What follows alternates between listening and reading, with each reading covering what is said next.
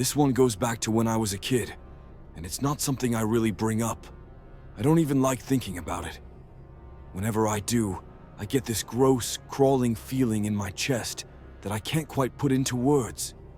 I'm hoping that writing it out might make it easier to live with, or at least push it farther into the background for a while. No promises, though. I went to a boarding school out in the suburbs. I started there in 8th grade and stayed through most of high school. My roommate was a guy named Weston. At first, we were just two random kids thrown into the same room. We weren't friends. We barely even talked much. Over time, we just got used to each other's presence. Our room was as plain as they come. 2 beds, 2 desks, and 1 small shared closet. Nothing special. After a few weeks, though, I started to notice that Weston was off. Not quirky, not shy, something else. One of the first weird things he did was hand me a list. Literally walked up to me one afternoon and gave me a folded piece of paper like it was completely normal, like it was some official roommate rule sheet or something. I opened it, expecting maybe cleaning duties or quiet hours. Instead, it was a list of things I was not allowed to bring into the room. Most of the items were bizarre and random. I don't remember everything that was on there, but a few stuck with me, like frogs. I apparently wasn't allowed to bring frogs into the room, as if I had a secret frog smuggling operation going. I had never even touched a frog in my life, let alone thought about bringing one back to the dorm. I wouldn't have even known where to find one. But the thing on the list that bothered me the most was salt. According to Weston, I wasn't allowed to bring salt into the room. Not salty snacks, specifically salt. It wasn't like we were allowed to bring food back to the dorms anyway, so I had no idea what he thought I was going to do. Did he imagine me walking in with a salt shaker or a bag of rock salt? And what would it even matter if I did? I'd never heard of anyone being allergic to salt. The whole thing seemed totally insane. What really got me was how serious he was about it. This wasn't a joke. If you're thinking maybe it was his weird sense of humor, I can tell you now, Weston didn't have one. I never once saw him laugh at anything. He also had this unsettling habit of whispering to himself. Not the occasional mumble either.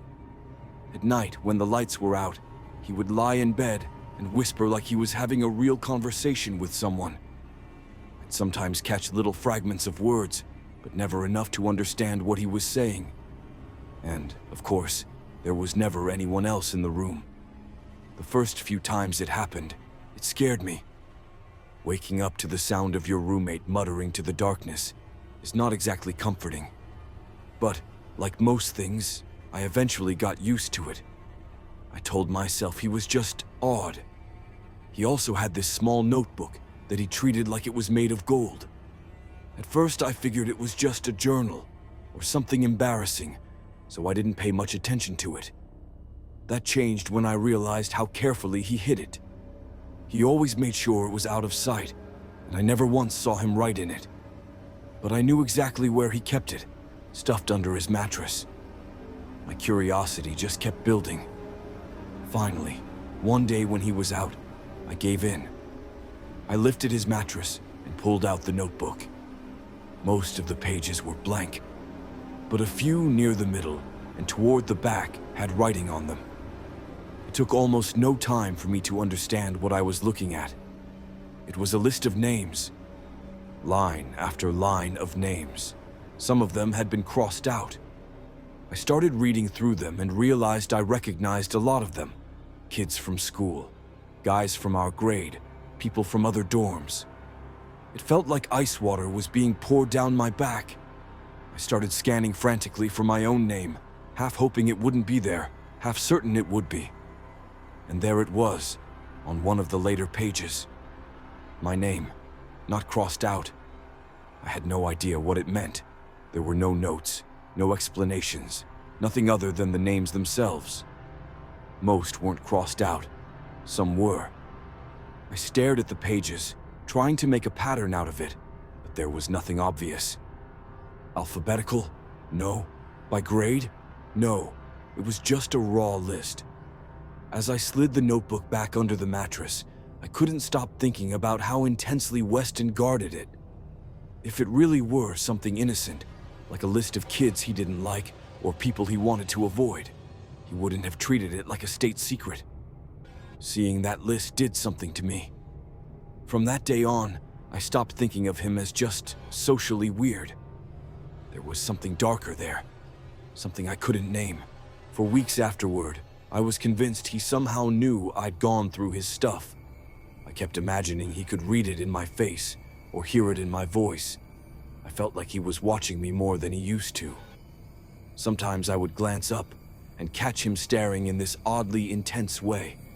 It might have been my imagination, but that didn't make it feel any less real. I started spending as little time in the room as possible. I'd hang out in other dorms, study in the library, stay late anywhere I could. I had a decent group of friends, and after a while it felt like I practically lived in their rooms instead of my own.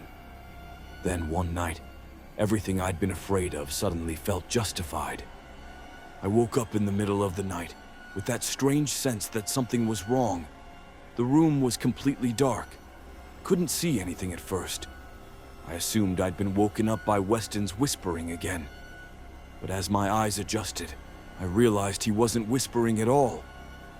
He was standing next to my bed, not just nearby, right there, towering over me in the dark. He was standing so still that it took me a second to understand what I was seeing.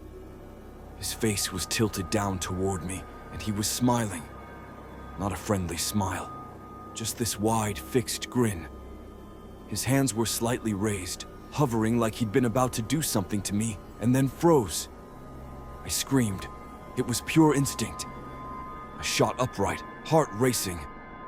But he didn't flinch. He didn't jerk back in surprise or apologize or back away. He just kept smiling. His eyes stayed locked on me, his posture unchanged. It was like I hadn't reacted at all. The fact that he didn't move, didn't even blink as far as I could tell, was worse than if he'd lunged at me. When I finally managed to choke out, "What are you doing?" he calmly said, as if it explained everything, that I'd been talking in my sleep. That was it. No apology, no embarrassment. Just, "You were talking in your sleep." Like that somehow made it perfectly normal for him to stand next to my bed in the middle of the night, smiling. I was still half in shock, and his weird, unchanging smile made me too uncomfortable to push further. After a moment, he just turned and walked back to his bed, like nothing had happened. Laid down, didn't say another word. I stayed awake the rest of the night. Not because I wanted to, because I couldn't fall back asleep. Every time I closed my eyes, I imagined waking up again to his face right in front of mine.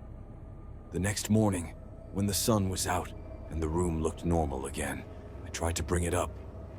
I asked him about it, thinking maybe he'd at least act a little awkward or apologize. Instead, he just looked confused. He said he had no idea what I was talking about. Not defensively, more like he thought I was messing with him. Like, "Sure, dude, whatever you say." I couldn't decide what scared me more, that he might be lying, or that he honestly had no memory of standing over me like that. After that, my fear shifted. It wasn't just about Weston anymore. I started feeling like the room itself was wrong, like being there, even when he wasn't, meant I was too close to something bad. The air felt thick, heavy. I hated being alone in there almost as much as I hated being alone with him. Things escalated about a week later. I walked into the room one night and came face to face with something I thought, for a second, was a nightmare. There was a small, live garden snake coiled on my bed. I screamed again. My brain just checked out for a second. I snapped my head toward Weston, who was sitting calmly at his desk like nothing unusual was happening. He looked at me with this blank, almost bored expression. Then he apologized. Actually, apologized, and said it was just a harmless prank. I didn't see it that way. I demanded to know where he'd gotten the snake. His face shifted slightly, like I was the one being weird, and he said, "What do you mean? They're everywhere." I'd been at that school for years and never seen a single snake on campus. Sure, there were woods around, but still, the casual way he said it freaked me out. Then he did something that made it even worse. He opened a glass jar sitting on his desk. The snake immediately slithered off my bed and went straight into the jar, like it knew exactly where it was supposed to go. No hesitation, no attempt to escape. It just slid into the container and coiled up inside. It didn't move like a wild animal that had just been caught. It moved like something trained. The whole scene, the snake, his response, the unnatural way the snake behaved, was more disturbing than I'm probably even describing now. At the time, it felt like I was watching something I shouldn't be seeing. I didn't tell anyone. I wanted to. But I was afraid of what Weston would do if he got in trouble because of me. That's the part that still makes me angry. I was too young to handle it properly. I was only 13. I didn't know how to advocate for myself, or even how to explain what was wrong without sounding dramatic. The breaking point came a few nights later. It started like a nightmare. I was stuck in sleep paralysis, completely awake in my mind, but my body wouldn't respond.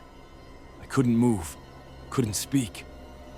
Above me on the ceiling, there was this dark, shifting shape.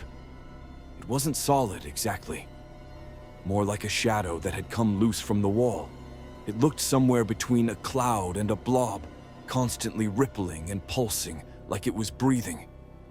I could only watch as it moved slowly across the ceiling toward the wall above my bed. Then something like a claw or a hooked limb slipped out of the mass and started dragging across my bed frame, leaving long scraping marks in the wood. After that, it reached toward me. Just before it touched me, it recoiled violently, like it had been burned. The sudden jerk made the whole thing twitch, and then it went berserk. It shot around the room, thrashing and swirling. I could hear things crashing to the floor, books, pens, clothes from the closet. It was like some furious animal tearing the room apart. Then, with one fast movement, it rushed toward the window and blasted straight through it. I heard glass shatter, and that's when I snapped fully awake. My head was already turned toward the window, like I'd been staring at it the whole time. The window was broken. Not dream broken, actually broken. I watched real shards of glass fall to the floor in real time. The room looked exactly like it had in the dream. Stuff knocked over, closet door half open, my bed frame. I tore my eyes away from the window and looked down. There were long, jagged scratches on the wood. They were in the exact spot that Claw had been scraping in the dream. My paralysis faded, but the fear didn't. My first thought, absurd as it sounds, was that somehow Weston must be behind this. I stumbled over to his bed. He was asleep, deeply asleep. He was even snoring. I was sure he was faking, so I shook him. Hard. He didn't stir. I shook him again, more desperately each time. I wanted him to wake up, to admit it, to be responsible for it somehow. Because the alternative, that something else had done this, was worse. But he wouldn't wake up. There was this horrible conflict inside me. I was terrified of him, but also terrified of the idea that it wasn't him, that my nightmare hadn't been a nightmare at all. I eventually stopped trying to wake him. I crawled back into my bed, curled up as tightly as I could, and started crying. The broken window was real. The destroyed room was real. The scratches on my bed frame were real. A few minutes later, Weston finally woke up on his own.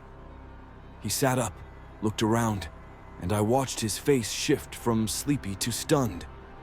He genuinely looked shocked at the mess, at the broken window. For a brief second I thought, okay, he's as freaked out as I am. We're in this together. I was wrong. Almost immediately, he started accusing me of going through his things and wrecking the room. He got angry fast. We started shouting at each other. At some point he started hissing, literally hissing like a cat. Then he began yelling in some language I didn't recognize, harsh and rhythmic. I had never heard anything like it. He didn't seem like a normal, angry teenager. He seemed unhinged. After that, everything blurred. The RA rushed in, probably because of all the noise. He separated us and escorted both of us out of the room. That night, I was put in an empty room to sleep alone. When I woke up the next morning, I was freezing, the kind of cold that makes your bones ache. It took me a second to realize why. The window in that room was wide open. I knew for certain it had been closed when I went to sleep. No one else was supposed to be using that room. Seeing that open window was like having the floor fall away under me. Whatever half-formed rational explanation my brain had been trying to cling to just collapsed. Later that morning, an RA told me to go grab my things from my old room. When I got there, Weston's side was completely empty. His stuff was gone. The bed was bare. His desk cleared. No one explained anything. The administration just told me I was being moved to a different dorm with a new roommate. When I asked about Weston, they brushed me off.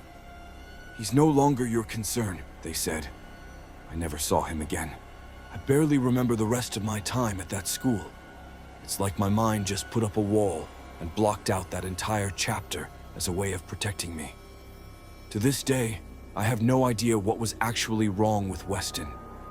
I've tried to come up with an explanation for that night 1,000 times. Nothing fits.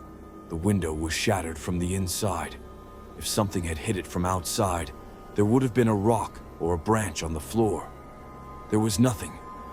And if Weston had done it, I would have seen him getting back into bed. I woke up the instant the glass broke. Something happened in that room that wasn't normal. And the worst part is how much it terrifies me to admit that my so-called nightmare might not have been a nightmare at all.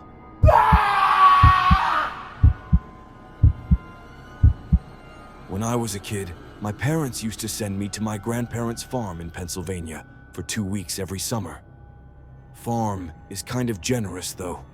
The property was about 40 acres, and most of that was just trees, thick woods that seemed to go on forever. My cousin Francisco also spent time there, but never at the same time I did. That was deliberate. Our parents thought it would be too much for our grandparents to handle both of us at once. I always got the first 2 weeks of July. He got the last 2 weeks of August. The house had 3 levels. The 3rd floor was basically just an attic, except for one finished bedroom that used to belong to my dad when he was a kid. That's where I slept. The room was simple. The ceiling sloped down on both sides, and there was one small window that faced the backyard and the woods beyond.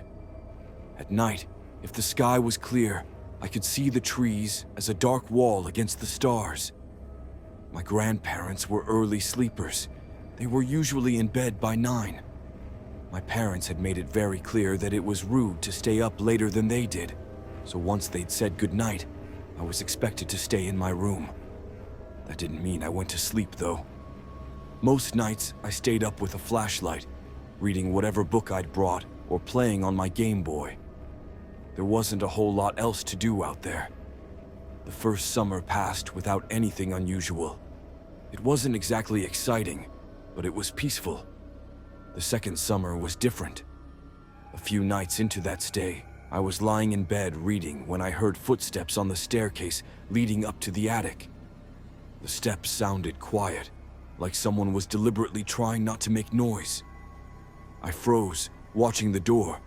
I saw the doorknob slowly turn. The door eased open just a few inches, maybe 6 or so. As soon as I saw it moving, I instinctively turned off my flashlight, dropped down, and pretended to be asleep. I was sure it had to be my grandmother checking on me, and I didn't want to get caught awake. After that, I waited. I expected to hear the door close again, or the footsteps retreating back down the stairs. Nothing. No movement, no sound. Just silence. Eventually, I forced myself to fall asleep. I convinced myself that either I'd missed her leaving, or she was standing there for some unknown reason, watching me sleep. Either option made me uneasy, but I preferred not to think too much about it. The next morning over breakfast, I mentioned the footsteps to my grandfather. He told me the house was old and made random noises. Then he added that raccoons sometimes crawled through the walls, like that explained the sound of someone turning the doorknob. I remember thinking his answer didn't make much sense. Raccoons didn't open doors. I was sure I'd seen the handle turn, but I didn't push it. I figured maybe it had been my grandmother and he just didn't know. A few nights later, something else happened. I woke up, at least I thought I did, to find my bed shaking gently.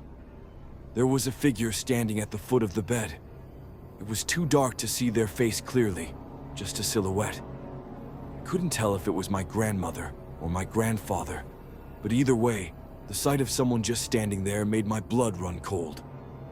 I shut my eyes and counted silently to 100. When I finally opened them again, the figure was gone.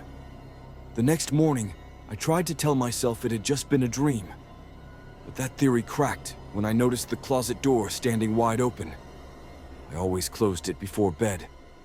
Seeing it open made me doubt whether I'd been asleep at all. I started to form this weird, uncomfortable idea in my head that my grandmother might be watching me at night. It sounds ridiculous now, but at the time it felt like the only explanation. I told myself maybe her mind wasn't as sharp as it used to be, and she didn't realize how creepy it was. It scared me, but I also didn't want to risk upsetting either of them. They were old, and I'd been raised to be polite, so I kept my mouth shut. Over the next couple of weeks, similar things kept happening. Footsteps at night, the door cracking open, feeling like someone was standing nearby. Waking up to small details shifted. The closet open, something moved slightly in the room. Nothing ever huge, but enough to keep me on edge. By the time my stay was over, I was relieved to go home. When my mom picked me up, I told her everything. The footsteps, the door, the figure by the bed, the closet. I even told her how I thought it was Grandma spying on me. She laughed. She said once her mother fell asleep, it was nearly impossible to get her out of bed. Then she told me I had an overactive imagination and that old houses can be creepy in general. She said Francisco had never complained about anything strange while he was there, which made me feel even more ridiculous. If he wasn't bothered, maybe I really was just making things up in my head. The next summer, I went back again. The same things happened. The half-open door, the soft footsteps, the sense that someone was standing in the room watching me. I never actually saw a face, but I was more convinced than ever that it had to be my grandmother. I started forcing myself to go to sleep earlier, so I'd be less likely to be awake if something happened. I figured if I was already asleep, maybe I wouldn't notice. Years passed. Eventually, my parents stopped sending me to the farm. I got older and busier, and it just stopped being part of my routine. And in a way, I was glad. The place always carried this quiet dread for me. When I was in college, my grandparents died within weeks of each other. The funeral was crushing. Beyond the grief, there was the awkwardness of having to talk to relatives I barely knew, acting like we were close when we weren't. That's when I ended up talking to Francisco. We were around the same age, but hadn't really spent much time together growing up. After a few minutes of small talk, it became painfully clear we didn't have much in common. The only real shared ground we had was those summers at the farm. So, I brought it up. I told him about the weird things I'd experienced in the attic room, the footsteps, the door opening, the figure at the foot of the bed. I even mentioned my theory that it had been our grandmother. I expected him to either laugh, tease me about it, or shrug it off. He didn't. His expression went blank. Then he said something I'll never forget. "That's nothing. That thing used to touch me." I felt sick. He went on to describe experiences that were much worse than mine. He said that the same figure, always standing at the end of the bed, would appear every few nights. But it didn't just watch him. He said he would feel the mattress sink, like something heavy had sat down on it. Then fingers, rough, scratchy fingers, would trace along his face, outline his features. Sometimes it would grab his wrist and hold it tightly. He said he would lie there frozen, eyes closed, not daring to move, until it finally went away. I asked him how he knew it wasn't our grandparents. He looked at me like the answer was obvious. He said their hands had always been soft and gentle. Whatever was touching him had coarse, harsh skin. It didn't feel like them at all. I stared at him, stunned. It hadn't just been me. It hadn't just been in my head. I asked him why he never told anyone. He said he had told someone, his mother, multiple times. She didn't believe him. She actually got angry when he brought it up, accusing him of making up stories. Eventually, he stopped talking about it. He said he just decided that as long as he kept his eyes shut and stayed completely still, everything would be okay. Listening to him describe all of that was deeply unsettling. It confirmed that something was wrong in that house, and not just in my imagination. After that conversation, we dropped the subject. Neither of us wanted to keep talking about it at our grandparents' funeral of all places. It felt like dragging something rotten into a room that was already heavy with grief. But that silence left me with new questions. If it hadn't been my grandmother in my room at night, then what had it been? The way Francisco called it, that thing, still bothers me. It sounds like a label you use when you can't accept that something is human. But is it really any better if it was human? Because that would mean there was some unknown person secretly living in my grandparents' house for years, watching kids while they slept, touching them, sitting on their beds. And my grandparents never realized. I genuinely don't know which possibility is worse.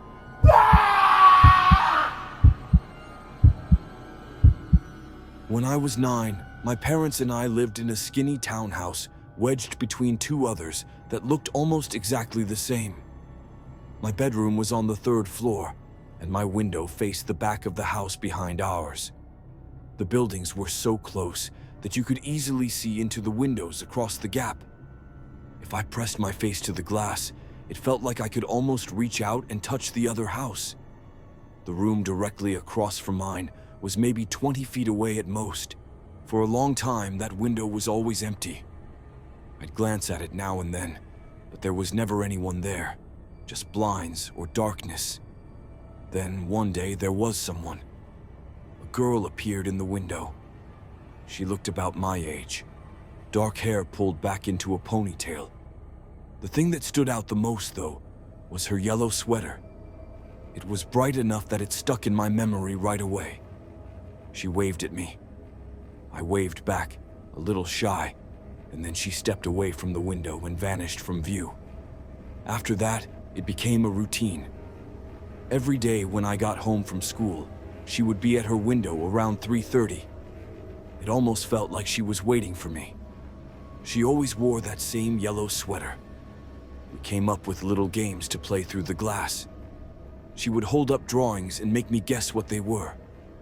I'd show her my homework, and she'd give me a thumbs up or thumbs down. It felt like having a silent friend across the gap.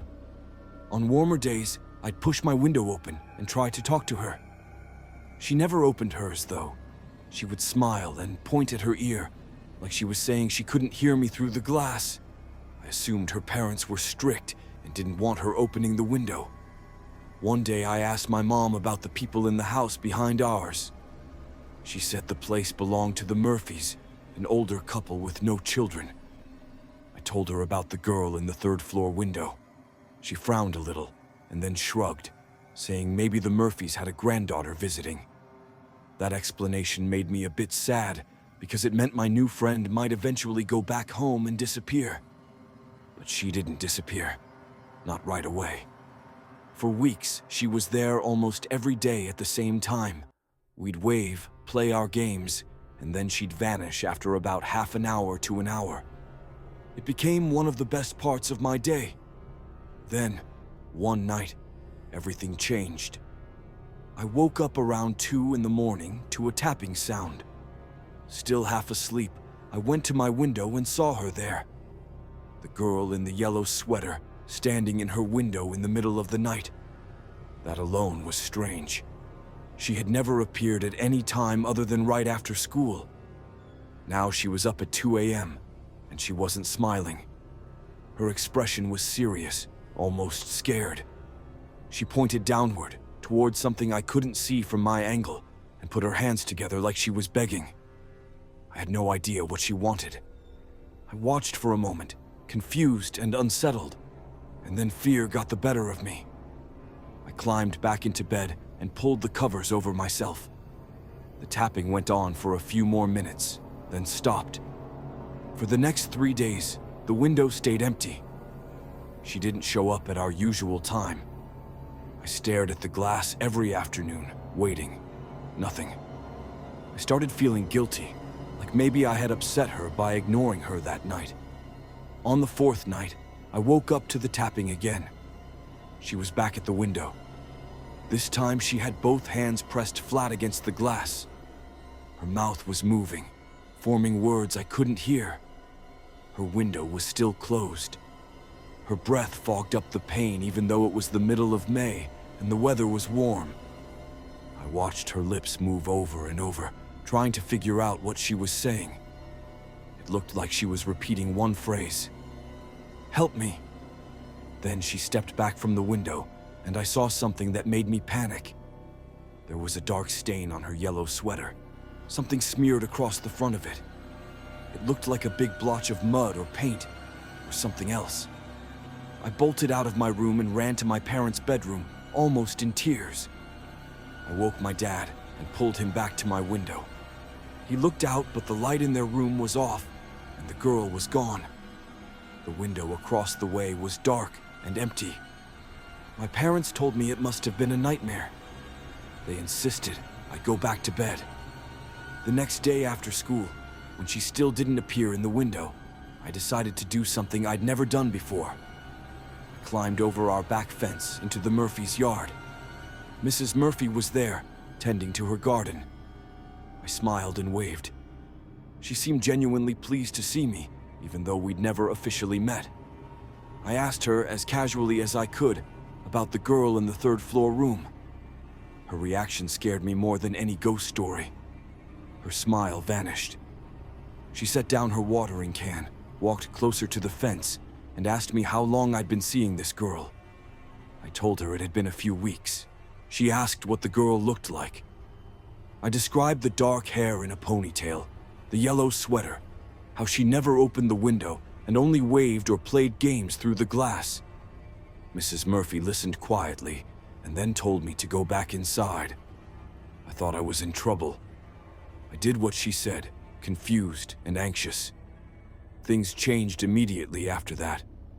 I'm almost sure Mrs. Murphy called my mom, because that same night my parents came into my room and rearranged everything. They moved my bed to the opposite wall, away from the window. Then they hung heavy, dark curtains that blocked out almost all the light. When I asked what they were doing, they said it was to help me sleep better. But their faces were tense. They seemed more worried than helpful. The next day, on the way home from school, my mom told me I wasn't allowed to play the waving game anymore. When I asked why, she said I was getting too old for imaginary friends. I argued that the girl wasn't imaginary, that I'd seen her for months. My mom just repeated that I wasn't to stand at the window or try to wave at anyone anymore. No one explained anything.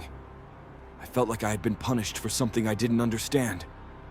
My friend in the yellow sweater was just gone.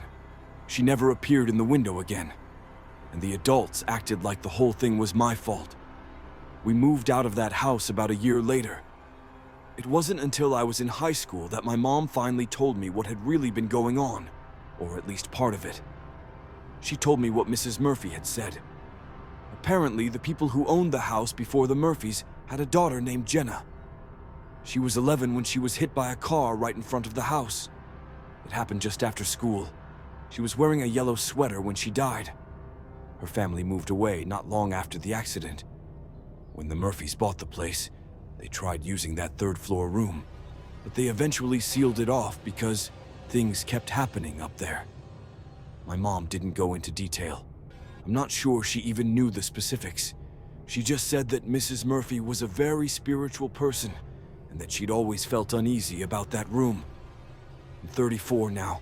I live in a house where none of the windows face directly into other people's homes. That was intentional. Over the years, I've developed this strange fear of windows, and sometimes even mirrors or reflective surfaces. It's like I'm always half worried I'll look up and see someone staring back at me. I've had a few dreams about the girl since then. In my dreams, she's always in the window, looking at me. She never has the stain on her sweater in those dreams, and nothing violent happens. But she doesn't smile anymore either. She just watches. Quiet, expression unreadable.